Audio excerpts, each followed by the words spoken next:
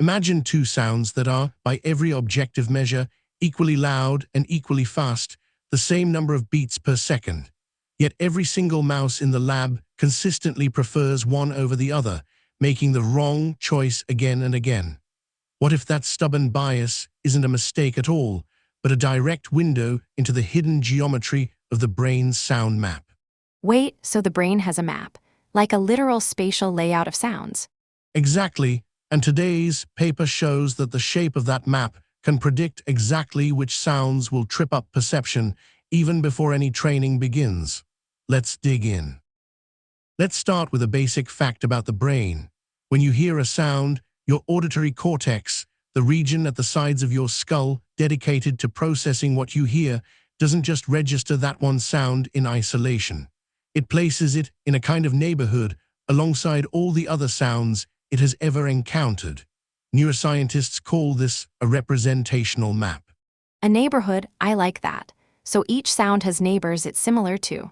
Precisely, the distances in that neighborhood reflect how similar two sounds are in the brain's estimation. Sounds that fire up nearly the same set of neurons end up close together on the map. Sounds that produce very different activity patterns end up far apart. That makes intuitive sense. But what's the problem researchers were trying to solve here? The puzzle is about decision-making biases. When animals or people have to categorize a sound, they mostly get it right. But for certain sounds, they consistently lean toward the wrong answer.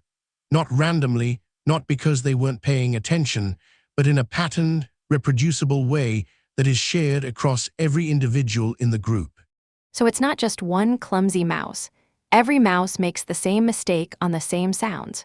Exactly, and prior research mostly examined only the specific sounds used in a given task, without looking at the broader representational landscape those sounds lived in. The team at the University of Mainz asked a different question. What if the shape of the whole neighborhood, the entire representational geometry, explains why particular sounds get miscategorized? So instead of zooming in on one pair of sounds, they zoomed out to see the whole landscape. That's a really different way of framing the problem. That's a great way to put it. And to do it, they needed two things: a rich library of sounds that varied in controlled, measurable ways, and a method to read the brain's map across hundreds of neurons simultaneously. Both of those are technically demanding, which is partly why this kind of large-scale study hadn't been done before. Here is the central idea of the paper, and it rests on one word: entanglement. When you teach a brain to categorize sounds by one feature, say, how many beats per second a sound contains, the brain doesn't store that feature in a clean, isolated box. It stores it tangled up with other features that happen to travel alongside it in experience. Wait, so it's kind of like if you always hear fast drum beats in rainy weather, your brain starts linking rain with fast beats, even if they have nothing logically to do with each other. That's a great analogy. Exactly that. In this study, the sounds were made of brief bursts of white noise, rhythmic clicks, essentially, and each sound differed in the number of clicks per second, as well as the specific timing pattern of those clicks. So two sounds could have the same number of clicks per second, but still feel different because the spacing between clicks varied. Precisely, and the brain encodes both. The number of clicks per second was the feature the mice were trained to use. High rates meant poke for reward, low rates meant hold back. But the brain also quietly encoded the timing patterns, the rhythm, the balance of early versus late clicks, the gap between the very first two clicks, and other subtle rhythmic qualities. All of these ended up encoded in the same representational space. And because they're all mixed together in the same space, reading out just the click rate gets contaminated by the others. That is the core of it. The researchers call this representational entanglement. Different sound features are not stored on perfectly separate, independent axes in the brain's map, but on axes that lean toward each other.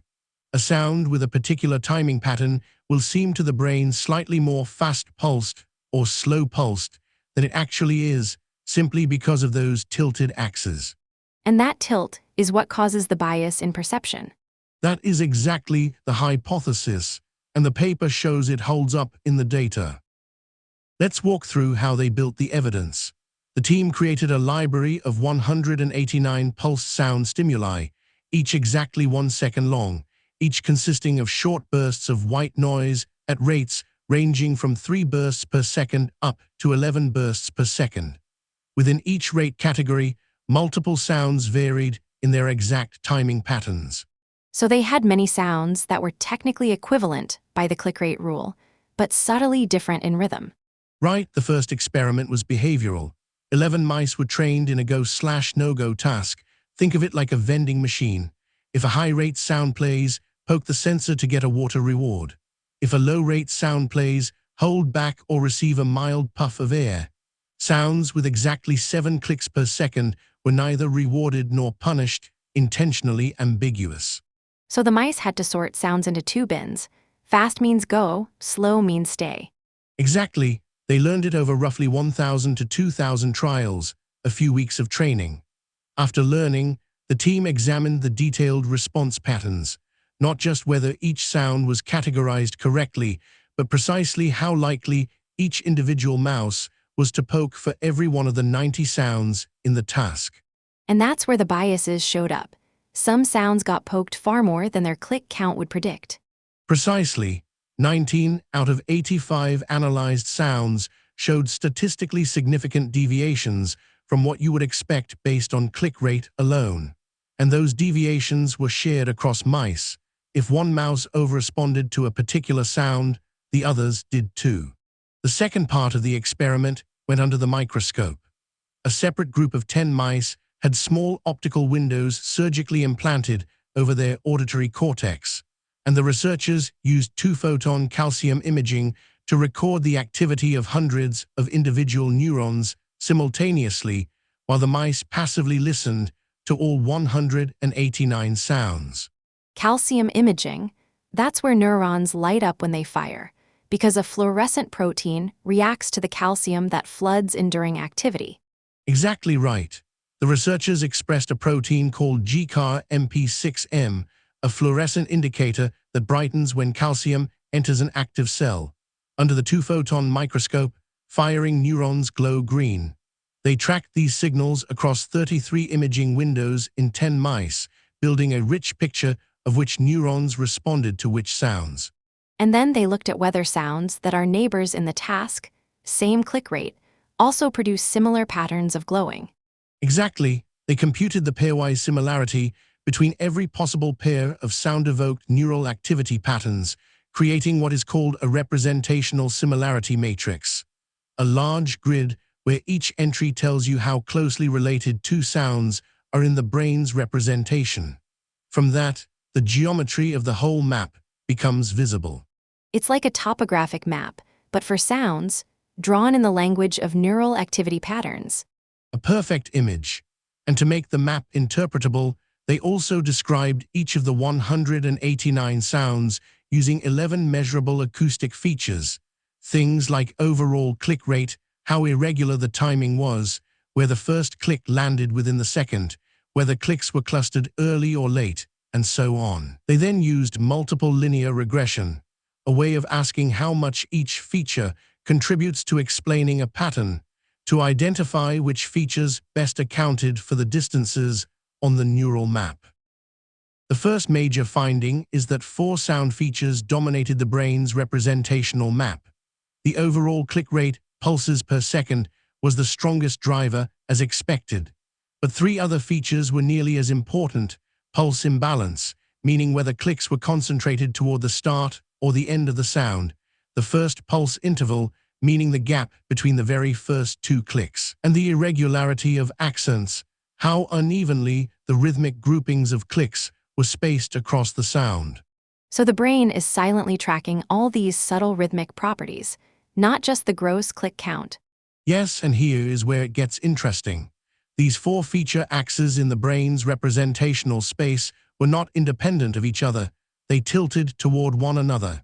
A sound with an unusual first pulse interval, for instance, also tended to shift its neural representation along the click rate axis, even if its actual click rate was squarely in the middle of the range. So the brain's click rate sensor gets nudged by timing details that should be irrelevant to the task.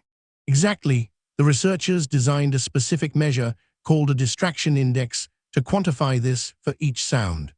The distraction index captures how strongly a given sound's neural representation loads onto the non-rewarded feature axes, the ones irrelevant to the go/no-go rule, weighted by how closely those axes are aligned with the click rate axis.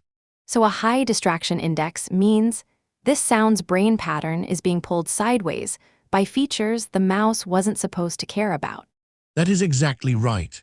And the key result, the distraction index, computed from the neural recordings of untrained, passively listening mice, significantly predicted the behavioral biases observed in the completely separate group of trained mice performing the task. The correlation was statistically clear across the 85 analyzed sounds. The imaging mice had never done the task, and their brain patterns still predicted what the trained mice would get wrong. That is the striking part. It suggests the representational geometry is a stable, built-in feature of how the auditory cortex organizes sound, shaped by a lifetime of exposure to sounds in the world, not by the specific go/no-go training. The perceptual biases appear to be baked into the map before learning even begins. The team also tested what happened when the auditory cortex was surgically removed in a separate group of mice. Performance dropped by about 20% the day after the bilateral ablation. Crucially, this drop largely recovered over 3 days, pointing to other brain regions, possibly subcortical circuits, that can partially compensate. So the auditory cortex is important, but not the only route to solving this kind of task. Correct, but the initial performance drop confirms it genuinely contributes, and the rapid recovery is consistent with the idea that the auditory cortex helps tune the fine details of perceptual discrimination, including, the authors suggest, the biases we've been discussing. So how does this fit together mechanistically? The picture that emerges is roughly this. The auditory cortex builds its representational map through statistical learning, absorbing the regularities of sounds encountered over a lifetime. Acoustic features that tend to co-vary in the natural soundscape end up encoded on correlated axes in the brain's map. Like how words that appear in similar sentences end up meaning something similar in a language model. They become neighbors in a conceptual space built from experience. That is a beautiful parallel. In this case, acoustic features that rise and fall together across natural sounds get entangled in the auditory map. When the brain is then asked to use just one feature, click rate, to make a decision, the entangled axes interfere. A sound whose neural representation is pulled sideways by correlated but irrelevant features ends up being miscategorized, not through noise, but through the systematic architecture of the map itself. And because all mice share roughly the same kind of auditory experience, they all get pulled in the same direction by the same sounds. Individual quirks wash out, and what's left is a species-level bias. Exactly. The researchers also looked at which decision strategy best explained the mice's behavior. They tested 3 hypotheses. Maybe mice judge a sound by how similar it is to previously rewarded sounds, or to previously punished sounds, or to the ratio of the two. The clearest predictor of poking behavior was similarity to the rewarded, high click rate sounds, not similarity to the punished sounds alone. So the mice are essentially asking, does this sound remind me of what I've been rewarded for? Rather than, does this sound remind me of what I've been punished for? Precisely, positive reinforcement sets the anchor point in representational space. And the authors note that this same representational map of fundamental sound features might be accessed by any auditory task, with different rule learning systems in higher brain areas reading off different dimensions of it depending on what is currently being trained. The map stays relatively stable. What shifts with learning is which dimension gets linked to action. So the geometry of the map is the stable substrate, and behavior is more like a lens that selects one slice of it. That is a very elegant way to frame it. And the authors speculate that this principle likely extends beyond sound, that representational entanglement in other sensory systems and even in abstract cognitive domains may similarly underlie the systematic biases that color all forms of decision-making. If I had to capture today's central surprise in one sentence, the perceptual biases that made mice mishear were already written into the auditory cortex before training started, a geometric fingerprint of entangled sound features that no amount of task experience could fully erase. The map shapes the mind. The structure of how sounds are stored determines what mistakes you'll make, even before you've ever faced a choice. Beautifully said. Today's paper is Johannes P. H. Saylor, Giuseppe Cazzetta, Takahiro Noda, and Simon Rumpel.